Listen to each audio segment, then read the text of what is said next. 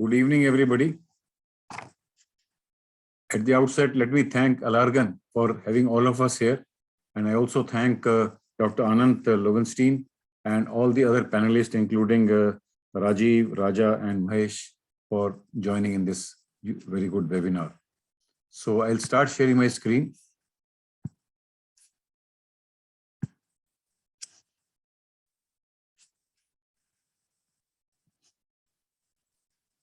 I hope everybody can see the screen. So let me thank Alargan once again for bringing out this wonderful book on diabetic macular edema, evidence to real world. A lot of people have contributed for this wonderful book, and I'm sure this will be a useful read for anybody interested in diabetic macular edema. So today I'll be talking primarily about pathogenesis of diabetic macular edema. We all know diabetes is increasing worldwide, primarily because of faulty eating habits. And diabetic retinopathy affects primarily a working age population. And a global meta-analysis showed that 34% had any form of diabetic retinopathy, and 1 in 10 had vision-threatening diabetic retinopathy, that is PDR or DME. Important is that it's a silent disease, and when such symptoms occurs, it is pretty late in the course of disease. So how does blindness occurs?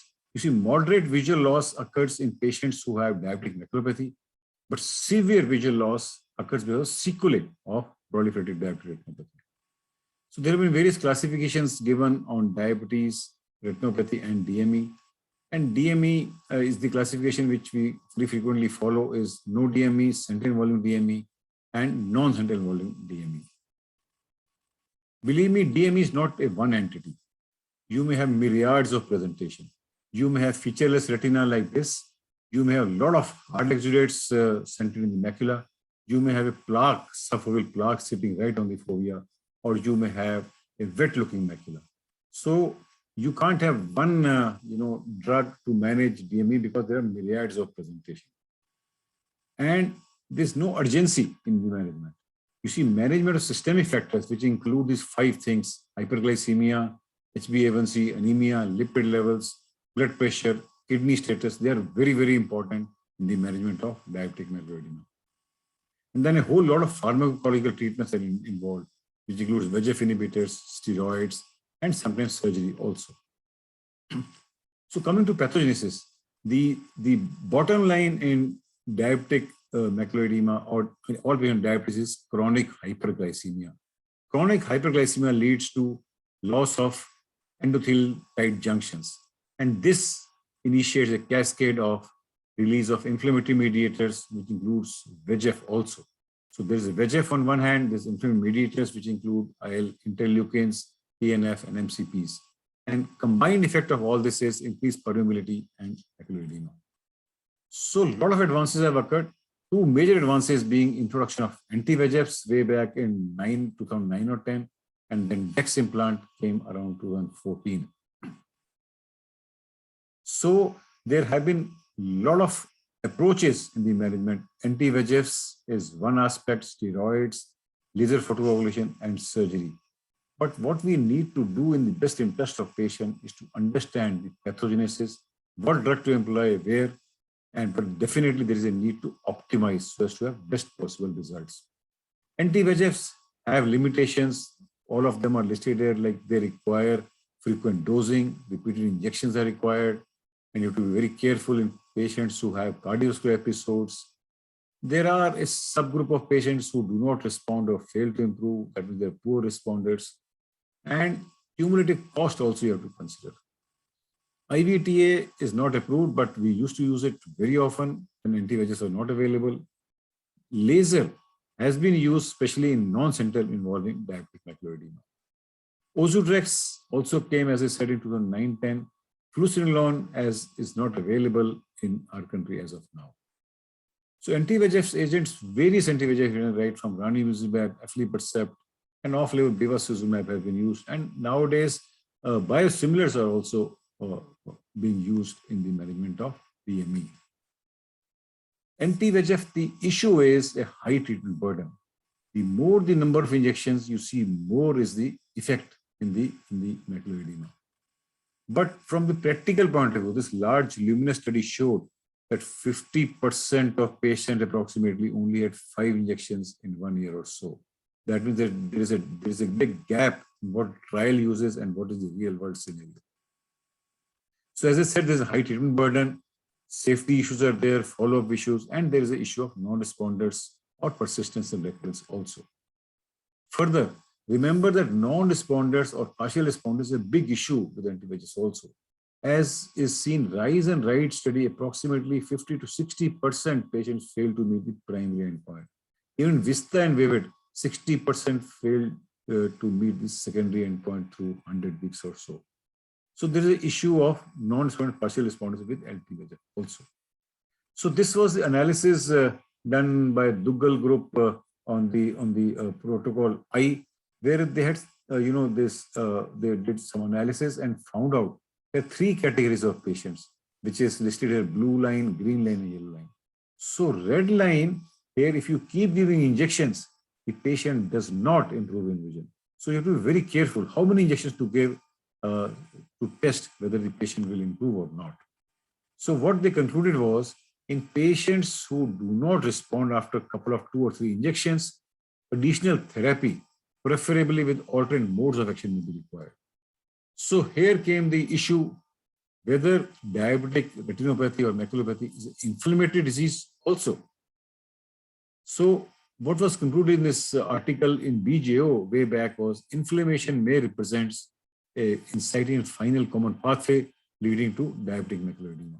See, inflammation is a key component in a lot of retinal diseases, which includes RVOs, AMDs, diabetic macular edema, and uveitis. But of these, uveitis, obviously, inflammation is the key component. In diabetic macular edema, also inflammation plays a vital role. However, in ARMD, the role of inflammation is very, very less. So as I said, there is a chronic hyperglycemia, which leads to breakdown of blood-brain barrier. Then we have cytokines and VEGF, which ultimately lead to macular edema. So various mediators of inflammation have been identified, which include, apart from VEGF, we have interleukins, ICAM, MCPs also. And people have studied the vitreous fluid levels of these inflammatory markers as well as in aqueous also. And they have been correlated with the severity of DME, suggesting that they play an important role in the causation of macular edema. So this is the chart, copied from this journal, and you see the p-values listed here between controls and DME, and the levels of, say, PIGF, and the levels of ICAM, and the levels of IL-8, and the levels of IL-13 and IP are very, very significantly different between DME. So these inflammatory markers play a role. And also, what was concluded in this study about this markers and the DME was the severity of DME correlated with the level of these markers also. So there is a study again done correlating vitreous inflammatory markers with DME in 53 patients of DME. And what was found that vitreous fluid levels of VEGF, ICAM, IL-6, MCPs were significant in patients with DME than in non-diabetics. Also, vitreous levels of all these markers were similarly raised in patients who had hyperfluorescent DME than compared to minimally fluorescent DME. And this is what is listed in this chart. You see the upper part shows hyperfluorescent and minimally fluorescent DME, and you see the levels are drastically different. And the lower one shows the vitreous levels in 3 groups, like DME, non-DME, and non-DR. And you can see the markers, all these markers are significantly raised in patients of DME. So corticosteroids, which target inflammation, can act at various levels, can act at endothelial cell level, can act at various lymphocyte like cytokinins, IL, various interleukins level, and also at the levels of monocytes also. And what has been shown in this graph is dexamethasone suppresses inflammatory mediators, which include VEGF also. And this was a wonderful study done a long time back, where if you give anti-VEGFs, obviously the VEGF levels decrease.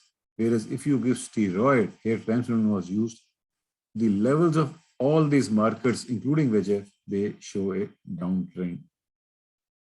Hence, because these markers play a role in DME, hence the rationale of using steroids, anti-inflammatory agents in DME. And various studies, which will not go into detail, have been done regarding these steroids in DME. This was one of my first patients. He already had received 9 injections, and he still had this persistent fluid here, and he was quite disturbed. He was a banker, and one shot of Ozurdex resolved, and patient was very happy about this.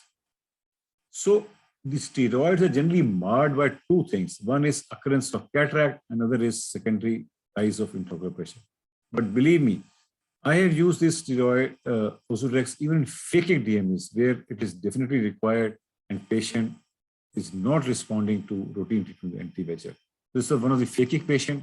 This was the OCT of the same patient. You see the resolution which one injection of Ozurdex gave in this patient.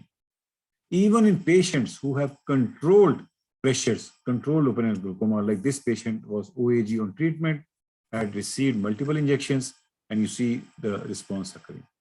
So this was one of the patients who had chronic DME, a lot of deposition of this hard exudates. So once there's a lot of deposition of hard exudates and there's an angry looking disc on angiography, I tend to prefer Ozurdex in these patients. So this patient received 3 injections actually. So this was the first time, the second time, third time, and this upper left picture is of the last follow-up patient. And you see how wonderfully this patient has responded. Although visual improvement was limited because this patient had finger counting vision, we came back to 6/36, and OCT showed a miraculous response. So we do consider steroids in a lot of these patients of DME, people who do not respond, and people who have comorbidities like recent MI, stroke, where we cannot give anti-VEGFs, and especially in pseudophakic eyes or about to become pseudophakic, we do prefer Ozurdex primarily because of the longevity of action also. A lot of patients in this COVID era have travel issues or want to reduce monthly visits to the hospital. So here again, the Ozurdex plays a role. And chronic DME, where a lot of hard exudates or a lot of hyper-reflective foci are there, or even subfoveal hard exudates, I tend to use Ozurdex as a primary treatment in these patients. So there has been a lot of debate whether to use it as first line or not. But believe me, there have been increasing usage of Ozurdex as first line also. Like I said, pseudophakic or about to become pseudophakic, and all these indications like vitrectomized eye, recent CMA, or chronic DME, I tend to use it as first line also.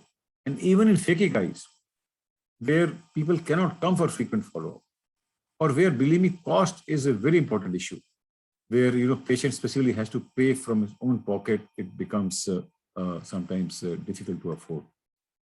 So I just like to conclude by saying DME today is not only equivalent to anti-VEGFs. We cannot keep loading these patients with all the anti-VEGF. Think about other inflammatory markers. Think about steroids to be used in such patients. Because inflammatory cytokines and VEGF, they play a key role in the pathogenesis of DME. Thank you very much for your kind attention, and thanks for having me here.